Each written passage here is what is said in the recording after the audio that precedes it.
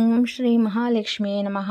శ్రీ మాత్రే నమః. అందరూ బాగున్నారు కదా? వీడియో ఛానల్లో నేను మొన్న అమావాస్య రోజు చెప్పిన పరిహారాలు అందరూ చేశారు కదండి.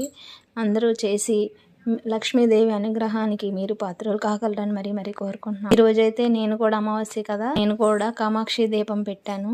అలాగే అమ్మవారికి ఒక నైవేద్యం సమర్పించాను. ఆ నైవేద్యం ఏమిటో నేను కింద డిస్క్రిప్షన్ బాక్స్ లోని వీడియోలో పెడతాను, అది కూడా వాచ్ చేయండి. అలాగే నేను స్టవ్ కింద ఒక అద్భుతం అయితే ఉంచాను. స్టవ్ ని ఎలా మనం క్లీన్ చేసుకోవాలి, ఏమిటి ఉంచాలని కూడా చూపించాను, చూడండి. అలాగే మన గడపకి ఏమేమి సమర్పించాలి అవి కూడా ఉంచాను. తప్పకుండా వాచ్ చేయండి.